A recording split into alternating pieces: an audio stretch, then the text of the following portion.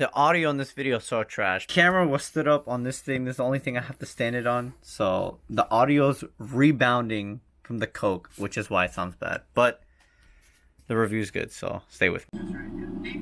Because it takes so long. Weapons was the lamest movie I've seen this year. Going into this, I heard so many good reviews and so much hype around it about how it's a good horror movie, and the premise was really good. I saw a bunch of trailers of it and I thought it looked really good.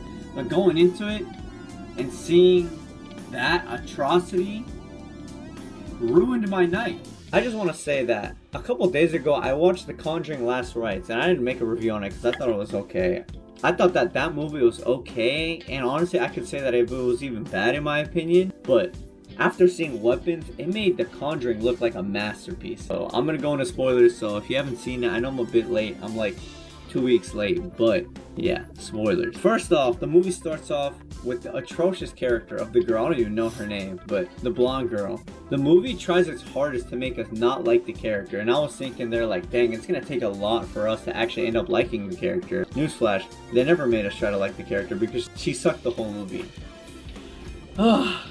The intro sequence is like, it's supposed to be a scary setting, but they have like this like upbeat, almost like lo-fi music in the background. How is it setting the tone for a horror movie? And then it gets even worse. When I went to the flashbacks and they put a name as like a title card and then they start going into flashbacks, it was really cool at the beginning seeing the different perspectives of the movie and seeing how the same events took place from different characters, because then you get to build an understanding. But eventually, when you get to the good part of a flashback, it would literally show another name and then take us back to the beginning of the movie. Like, I just saw that 5 seconds ago. I'm not trying to see it again. It happens like 4 times with these characters. And then finally, after an hour and 30 of just shenanigans, we finally get to the good part, which is the kid. I do want to give praise where it's due. One scene that actually made me uneasy. She goes around the car, opens the passenger door, and you just see the scissors cut her hair. That scene actually made me nervous, and that was the first thing when I was like, alright, it's gonna get good now. But the rest of the jump scares were just random clowns and the old lady. Another thing I want to give praise to is the old lady, because I think she was a fantastic actor, and she actually was like scary. She almost saved the movie.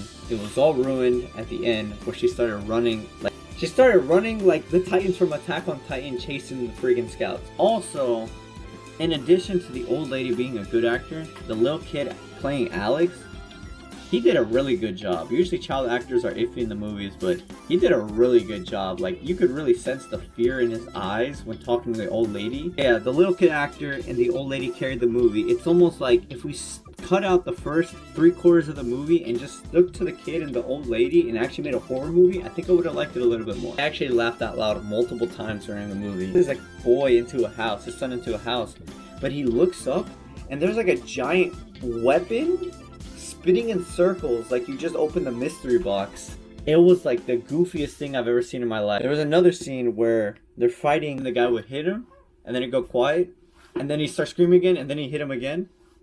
And then he starts screaming and they did like 5 or 6 times. Overall, I didn't like the movie. It wasted too much time on characters that didn't even have anything to do at the end. There's so many plot holes. Why the heck did the old lady want the kids? That was never explained. The premise was good, but the execution was terrible. I want a refund. So, after all that, I'm going to give this movie a fantastic 1 out of 5.